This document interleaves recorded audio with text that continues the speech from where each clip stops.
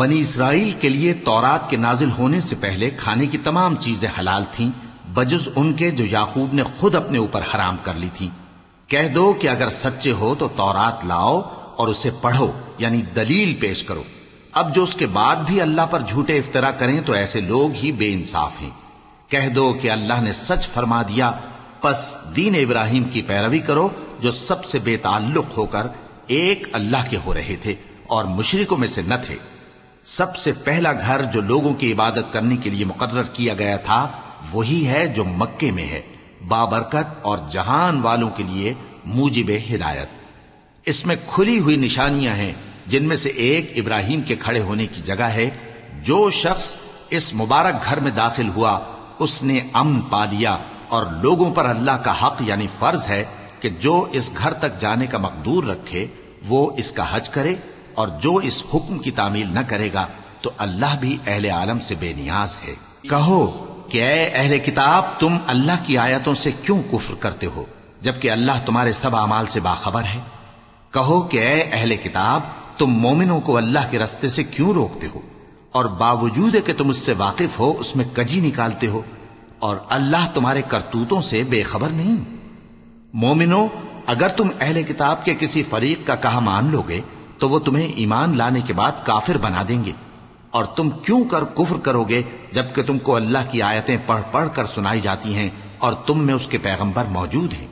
اور جس نے اللہ کی رسی کو مضبوط پکڑ لیا وہ سیدھے رستے لگ گیا۔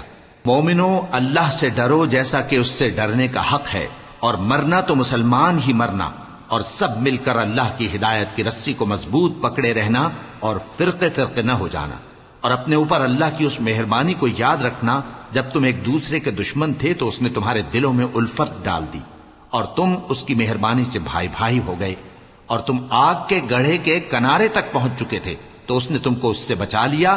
اس طرح اللہ تم کو اپنی آیتیں کھول کھول کر سناتا ہے تاکہ تم راہ راست پر رہو۔ اور تم میں ایک جماعت ایسی ہونی چاہیے جو لوگوں کو نیکی کی طرف بلائے اور اچھے کام کرنے کا حکم دے اور برے کاموں سے منع کرے۔ یہی لوگ ہیں جو کامیاب ہیں، اور ان لوگوں کی طرح نہ ہونا جو متفرق ہو گئے اور صاف احکام آنے کے بعد ایک دوسرے سے اختلاف کرنے لگے۔ یہ وہ لوگ ہیں جن کو قیامت کے دن بڑا عذاب ہوگا، جس دن بہت سے منہ سفید ہوں گے اور بہت سے سیاہ۔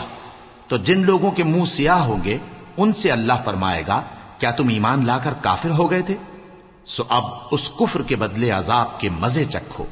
اور جن لوگوں کے منہ سفید ہوں گے وہ اللہ کی رحمت کے باغوں میں ہوں گے اور ان میں ہمیشہ رہیں۔ یہ اللہ کی آیتیں ہیں جو ہم تم کو ٹھیک ٹھیک پڑھ کر سناتے ہیں، اور اللہ اہل عالم پر ظلم نہیں کرنا چاہتا۔ اور جو کچھ آسمانوں میں اور جو کچھ زمین میں ہے سب اللہ ہی کا ہے، اور سب کاموں کا انجام اللہ ہی کی طرف ہے۔ مومنو، تم بہترین امت ہو جسے لوگوں کی ہدایت کے لیے میدان میں لایا گیا ہے کہ تم نیک کام کرنے کو کہتے ہو اور برے کاموں سے منع کرتے ہو اور اللہ پر ایمان رکھتے ہو۔